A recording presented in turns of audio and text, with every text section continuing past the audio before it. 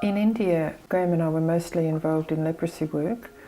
That means caring for persons affected by leprosy, giving them treatment, and trying to keep them occupied with occupational therapy. We had 3 children and I was mostly caring for them and homeschooling them, housewife, mother, and also we had a number of people come in from the villages who would attend to the local doctor, and often they would come to our house and stay for 3 or 4 days because it was too far for them to go back to their own village. In the caring for those persons affected by leprosy, we also had a rehabilitation farm with about 30 residents. So by the totally we had about 100 or more people under our care.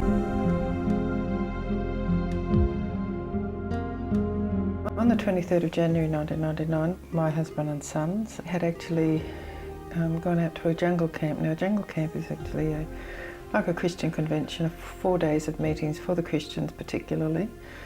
Just a chance for them to have some Bible study, some fellowship, and get together, a bit of fun together also. We all like to do those things. And so they were out at this camp, which was 160 kilometres from where we were living in Berryporter. And during the night, some people decided that they didn't like what the Christians were doing, and I guess they targeted the family, thinking that we were probably the cause of everyone becoming Christians, but of course God is the one who brings people to himself. We can't forcibly convert anybody. So that's what they were doing at the camp, and they normally slept in the vehicle, like a long jeep, and they loved it. And being father and son, I mean, the boys just loved being with their father, and they'd been up for a walk and collected rocks and all sorts of things. We're just really enjoying themselves. And so on that night of the 23rd of January, which was halfway through the camp, a mob of people came in about just after 12 with torches and sticks and beat the vehicle and then set the vehicles on fire. I believe they had actually tried to escape, but it was not possible. The rest of the campers were really afraid. As you can imagine, there's no electricities. It was new moon, so the dead of night, dark as anything. A mob of people, I think most people would be frightened, and so they ran away. Those who did want to come out of their houses and to help, they found their houses had been bolted from the outside.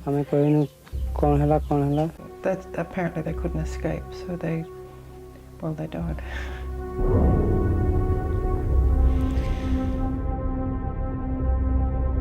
It appears that it was a planned attack. They planned to go and disturb the Christians, is what we heard. There has been one person that's been called the main accused, and initially he was given the death sentence, which was commuted to life imprisonment.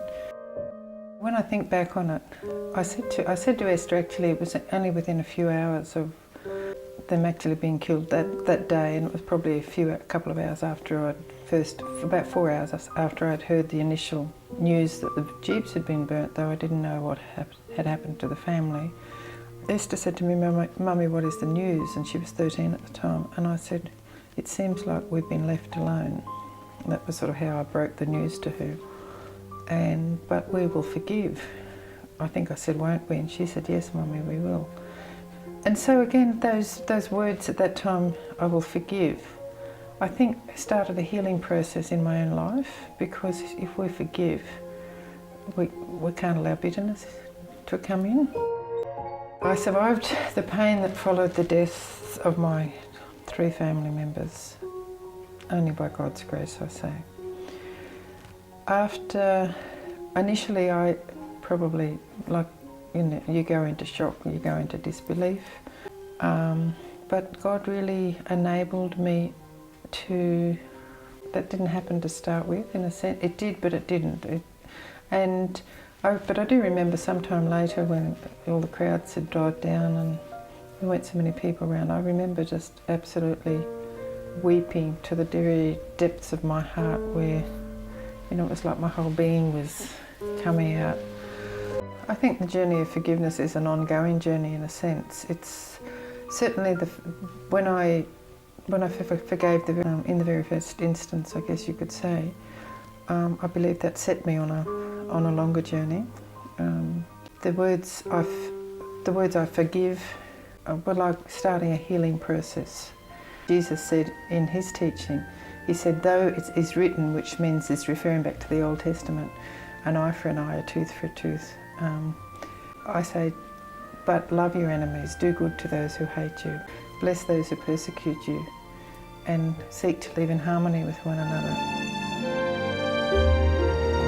By forgiving the killers, I've been able to, it's been a release to me in a healthy experience, in the sense that I'm not harbouring bitterness, and I'm able to move on in life in a sense, but I'm not having to constantly think about those people who killed my husband and what's happening to them, and are they being, given justice? Because I know that God has his ways and will deal with them, but I also pray that they will know God's forgiveness in their own lives. So in that way, it's been a release to me to be able to forgive.